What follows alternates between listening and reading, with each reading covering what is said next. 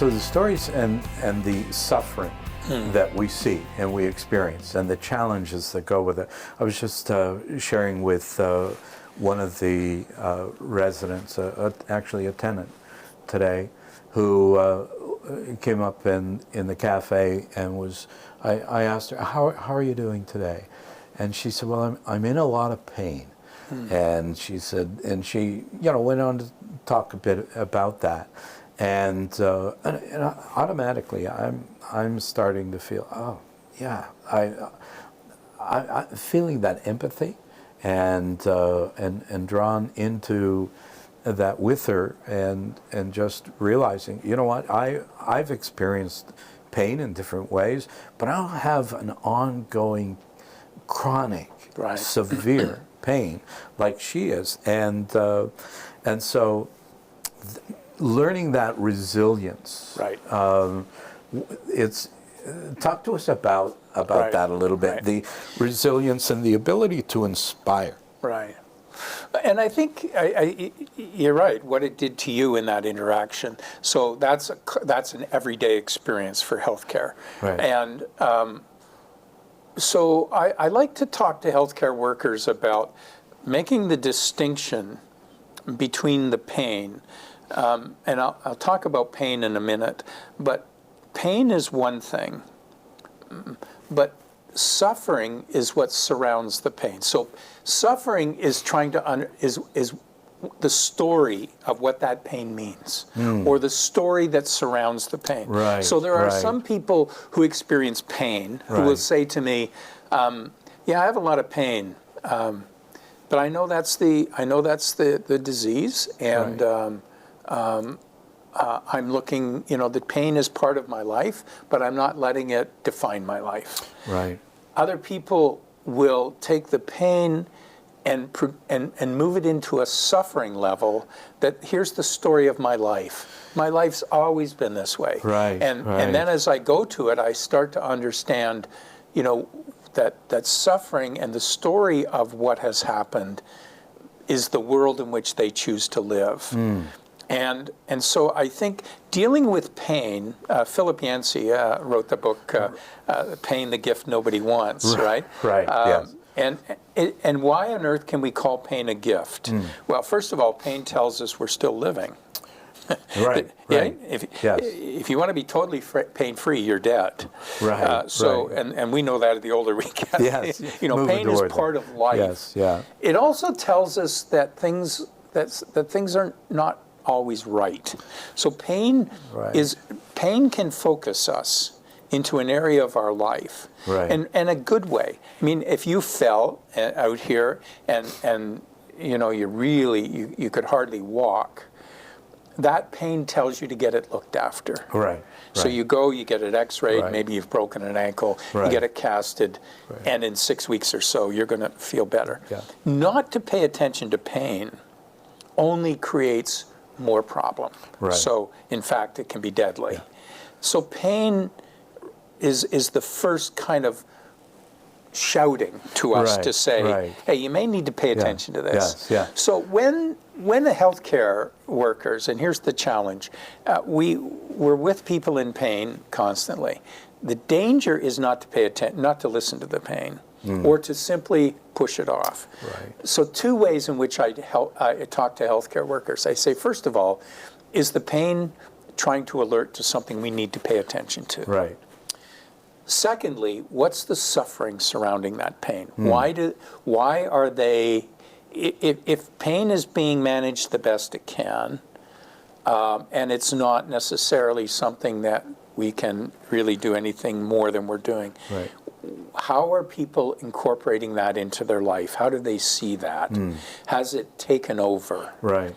Is that producing suffering? And the suffering is the piece that we can then maybe spend some time in. Right. Like, what does this mean to you? Why? How are you? What does pain do to you? I mean, that woman you talked about this morning. Yeah. I mean, she sounds pretty like she's engaged. She understands her pain. She does. But she's not allowing it to keep define her. Define her. Right. Yeah. No. Yeah. And that's actually, the difference. Yeah. She's very caring, giving person Right. who has experienced in her own life Right. what it means to be. And I think it was Dr. Paul Brandt who talked about working with the Lepers? leprosy, yeah, In India. and and had mentioned, and it may have been a quote that was used in Yancey's book. I don't quite remember. The older I get, the less I remember book titles and so on. But I do remember him saying something about watching someone reach into a fire Right. and pull out something that was burning. Right. There was no pain. Right. Leprosy is the loss of pain and Right. sensations, the nerve endings. Right. And so people didn't know. That's why they lose feet and Right. arms, because they don't realize they're getting infected. Right, and that pain actually can be used to help to send them in an area Right. that, and the ongoing suffering through that pain, we do know that it's Right. part of life. How do you manage that? Right. Well, and just before we get, I think the other side of that, it's not all physical pain. I'd like to acknowledge that Right. emotional pain, spiritual pain. And you deal a lot with that in your counseling Right. with people. It's Right. not as much the physical. That's where the doctor, Right. the palliative Right. care Right. doctor comes in, Right. makes some amazing and Yeah. nursing stuff. Right. You But deal it's with the these other emotional pains. side, right? Yes. And that pain is very, and again, I deal with it the same way. What's the pain and what's the suffering? The story that surrounds that Right, pain. right. And pain, again, I would say to people, whether it's emotional, spiritual, whatever, that's our starting point. That tells us something. Right. What's it saying to you? How are you Right. interpreting that Right, pain? right. And what's that pain mean in terms of your life and how you view life around you? So people will, the pain emotionally or spiritually sometimes just shuts them down, like a physical pain can do to Right. people. And we have to work hard on saying, okay, so what that pain has done to you has defined you. That can last a while. That can be a Oh, bit Ron, of it can be major work, life-changing. right? Yeah. Yes. Yeah. Yeah. So again, coming back to our work care people, what pain are they experiencing as the result of what they're experiencing in others? Right. So we talk about transference pieces. We talk about vicarious traumatization, where what they are working with, what they're seeing. So one of the and I'm jumping back to our piece around our humanity, because it's so important, and I say this to healthcare workers. I think the challenge is to come to this work with our humanity first. Right. In other words, I'm working with this elderly person. Guess what? Life goes in one direction. Right. I might be 32 now. Right. Right. There's going to come a time if life lets me live, Right. I'm going to be that age. Right. Nobody thinks about themselves at that point, but we all get to that point. Right. So how do I approach this work? I can approach it as a PSW, as a nurse, as a physician. I can be a spiritual care director. I can be a physiotherapist. Whatever I am can be the primary piece of my relationship. Right. But there's also a piece that needs to be part of that, is that we're both human. Right. Right. And you've been where I am, Right. and I'm going to where you are. Right. Yes. So yes. let's allow this. Let's find that somewhere. Right. And I don't know where it lands. It can't land. We can't. We have to be who we're there to do. Right. To do what we're there to do. Right. But never at the expense of losing that, because when we lose the humanity side, Yes. then it's Yes. simply a job. Right. And that job will ultimately, become the shadow side of us and really create problems. Right. There are appropriate boundaries that you huge need to put boundaries. into place. Yeah. And those are essential to Yeah. doing the job. Yeah. But what I'm hearing from you as well is if those boundaries don't include the humanity, and part of being human is suffering. Yeah. If I haven't suffered, Right. and if I haven't experienced some level of pain, Right. I have no concept Right. of what you're going through, Right. and it doesn't mean much Right. to me at the same level. Would that be fair to say? No, that's absolutely true. Yeah. And so kind of what's really I want to share is that Yes. the work has this side to it Right. that is hard. Right. And I don't think gets recognized. Right. And I think, people don't see that. And the pandemic has amplified that. But people, I hope they're hearing. Right. But the other side of this is that this work is incredible. Yes. Yes. The stories we yeah. get to share. Right. So you talk about just having that conversation.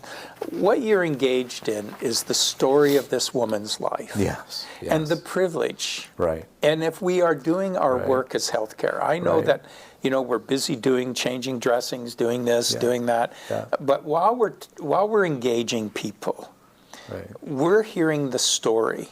What's the story of this person? Yes. How have they endured suffering in their life? Right. I mean, the truth is that the people who are in your long-term care at the moment, they've lived through the war, the First World War, Right. Second World War, not Right, first, right. but second. And so, hearing the stories Yes. of resilience, Yes. the stories of survival, Mm-hmm. the stories that help us, and they can inspire us. Right. Right. And they're often our greatest volunteers. Oh, I mean, they step up. absolutely. And they're with others because they get it. They really do. Yeah. It is. And we can learn amazing. from that. We can take from that. Yes. So the people we're working, and this comes back to our humanity. Right. Let's not lose that. Let's learn the stories. How have they lived? Yeah. I know in palliative care, when I would spend time with people, I would walk away feeling, oh my gosh, Yes. that is so inspiring. Right. And I have just learned something about life Yes. from their journey. Right. Resilience, it'd be a great thing to talk about that longer, but resilience isn't, for me, and some people see it as a bouncing back to the way things were. I don't think resilience necessarily takes us back to where we were. I think resilience builds what we need Right. to get to where we're going. Yes.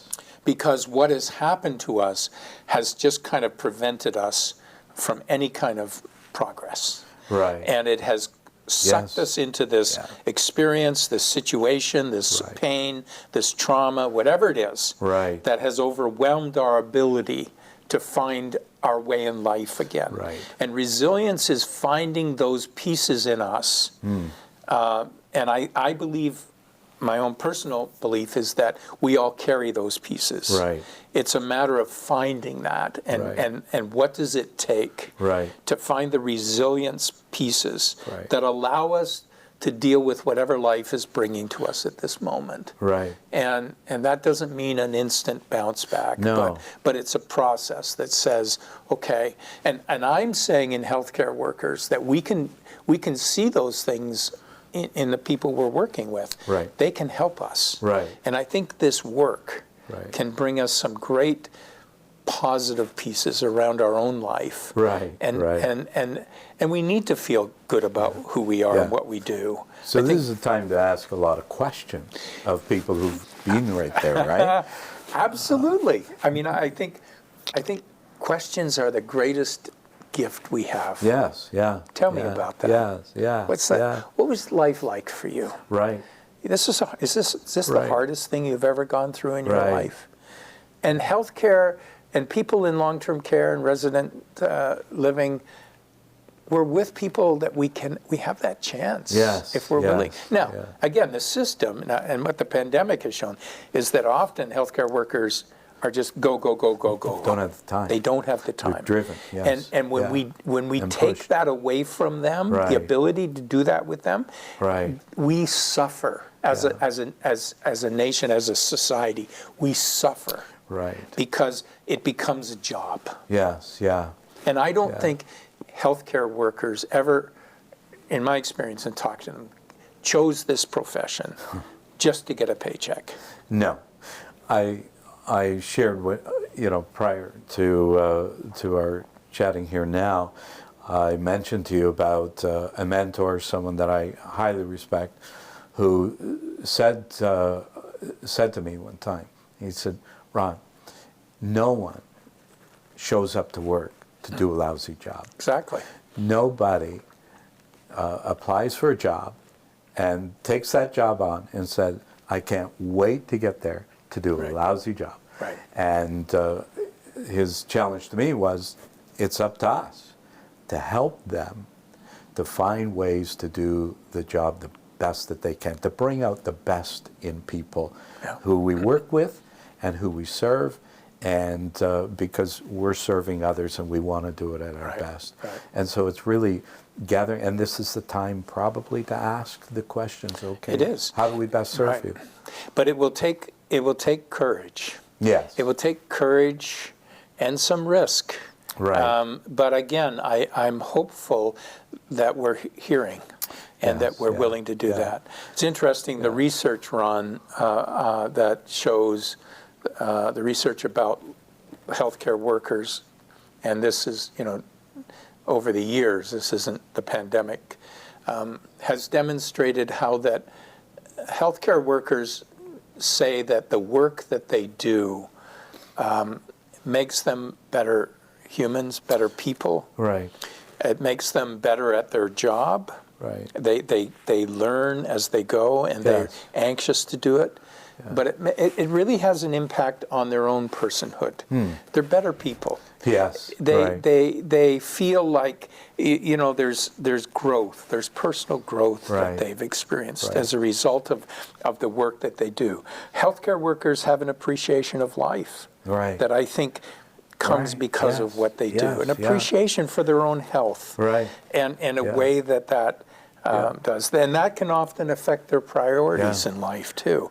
I think, and as we talked about our second one, I guess, about death, is that when we have a realistic view of life and death, it impacts our priorities that we have. People become important. Yes. And I think that, I don't think any of us who, and if your staff here and if we were able to talk to them and say, okay, what have you learned from your work that has impacted you? I mean, one of the things you will hear, I guarantee, is, I'm going to be there someday, and I know how I want to be treated.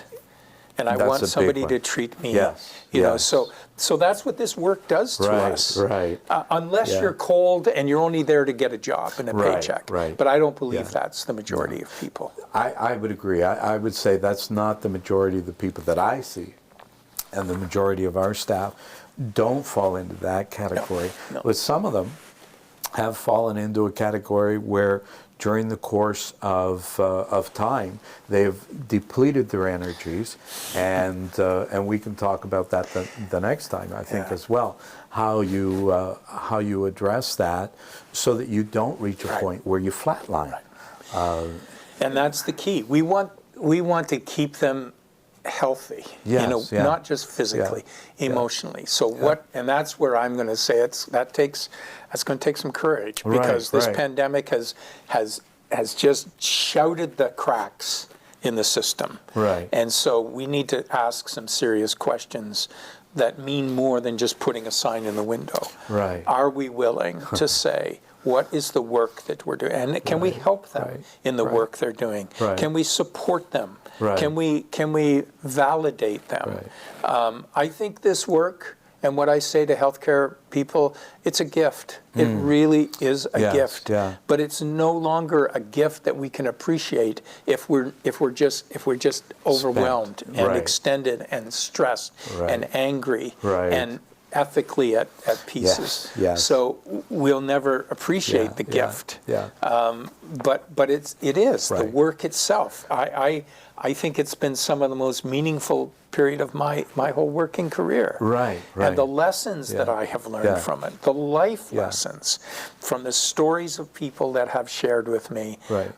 So Share a little bit of that as we, I mean, we're coming to a bit of the end of our time together on this topic. But what I would like to hear is, what would you like to say to the healthcare workers and people in this industry? Part of what I'm hearing is that there is suffering, right. But there is inspiration, Right. and there's resilience. Right. You need to figure out ways to deal with that, and we'll chat about that in the next one.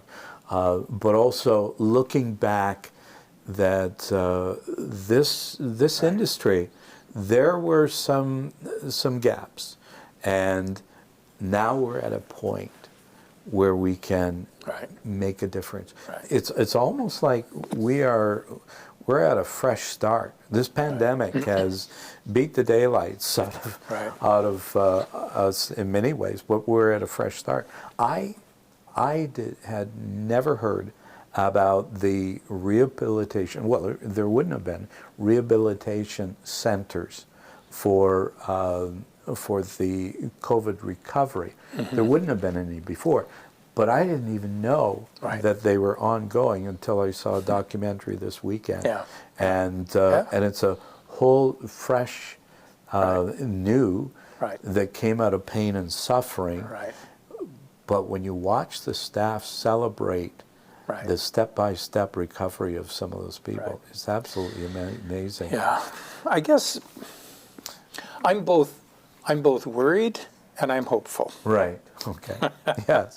I'm worried in the sense that it has taken a huge toll, emotionally, physically, on healthcare workers. Right. In my experience, and where I'm from, Peterborough, in my experience with the healthcare teams at the hospitals, etc., a large number of healthcare professionals, nurses, RPNs, have left the field. They retired. Right. This is the older, upper level.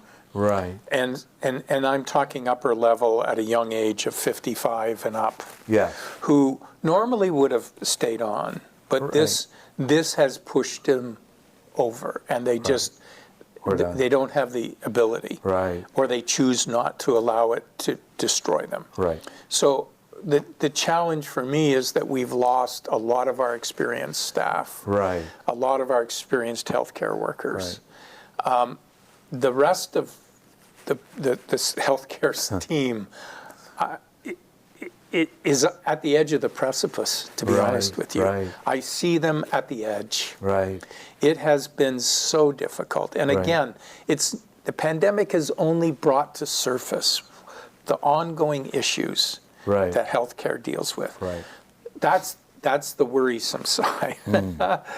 Yeah. The hopeful side is that I know people who are there, and I hear their heart, and I see what they're doing, and I see the commitment, and I watch that commitment, and so I watch it with even some of the older ones who have said, I know this is, I feel like I've been wanting to quit, but I'm going to hang in here to get through this. Right. And I recognize that there's more than signing up for a job. I think that there's a sense of vocation and calling in what they do. Right. And that's the hopeful side for me. Right. So my hope is that with some support and with some advocacy and with some encouragement, and we can allow this incredible younger and new group who has come in here to find a healthcare system and a long-term care system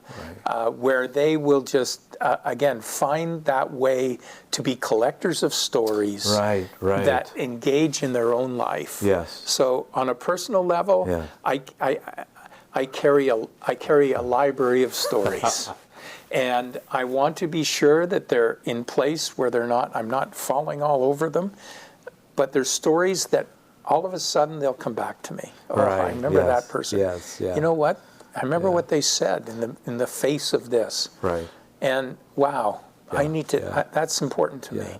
So we have the gift of being with people in all experiences of life, because life is from birth to death. Right. No matter when that happens, it can look millions of different ways. And we get to travel that with them. And this person I'm working with today, these people that I'm connected with, are human beings. Right. And I get to learn from them. I also get to be connected with them.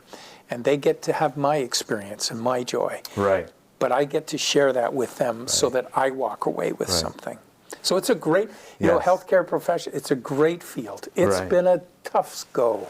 Yes. Yeah. But I have so much respect for everyone involved in that. And I just want to encourage them today to hang in there. Before you share a story with us, I'm going to ask you to, if you would do that, a story that you've, again, that was meaningful to you. You know, one of those that, you know, what that comes alive to you even at this time. I was just reflecting as you were sharing there too, that I've had the privilege, and us at Shepherd Village, the pastoral care team, we've had the privilege of coming alongside of the staff during this period of time, some of them younger, some of them older, and walking with them, sharing that journey with them, just trying to encourage them as we've been trying to manage and minister to each other as well. But some of them just sort of getting started, students and young men and women who came in the door and said, I want to be a resident assistant. I want to just come alongside. You tell me what to do, where to do it, and I'll sign up. I'll be there. And then those who've been there for years, and then the privilege of being with the residents and hearing, as you said, their story, watching their life, and it really is. It can be emotionally challenging at times, but it is definitely almost exhilarating to share in their life and take that. No, it sure is. Share with us something, David. Well, I'll tell. There's so many of those stories, but I'll pull one that and just to demonstrate how it still impacts my life. So, a gentleman who actually is about just a couple years older than I am, who was a very, very successful businessman in the early 70s. He built up a business worth millions of dollars. Got hooked carelessly through whatever, got hooked on heroin, and his life went downhill. He had 2 boys and a wife. Eventually, they had to walk away from him. He lost everything. He ended up on the streets in Toronto. They didn't know if he was alive or dead for years. They didn't know where he was. He would surface. He would go back. He ended up in the Yonge Street Mission, and he this is the story he told me. He said, "I can't explain it to you, David," but he said, "It's like I had a spiritual experience with God, and I knew I was done with drugs." And he said, "From that moment on, I was clean." Yes. But he said, "My life was a mess." Right. And he said 3 weeks after he quit heroin, and he was told he had stage 4 liver cancer. Of course, he didn't know he had cancer because the drugs masked all of that. Right. So basically, there was nothing they could do at this point. So he came into our because he's from Peterborough, he came back to Peterborough and came into our hospice. which is where I met with him, and I spent hours with him, and he was so hungry for things to read and share. Right. But one of the things he said to me early, because he reconnected with his wife and his 2 boys, Yeah. and he looked at me one day and he said, David, it's never too old to be forgiven. Yes. And it's never too old to ask for forgiveness. Wow. Yeah. Yeah. And still Yeah. impacts me. Yes. Yeah. Powerful. I carry that. Yeah. And I realize that no matter what life brings us, Right. I still can do that. Yes, I'm never yeah. beyond being forgiven Right. or asking for Or forgiveness. forgiving. Yeah. So there's somebody who in the stories we shared Right. has changed my life. Yes. Yeah. Yeah. And I'm so grateful for that. Yeah. Thank you, Ron. Well, thank you, David. I really appreciate you as a person, a friend, and colleague. I appreciate the journey that you've been on because it's added value to my life and those around me. So thank you for sharing with us today, and I'm looking forward to our next session on self-care. All right. Thank you. Thank you.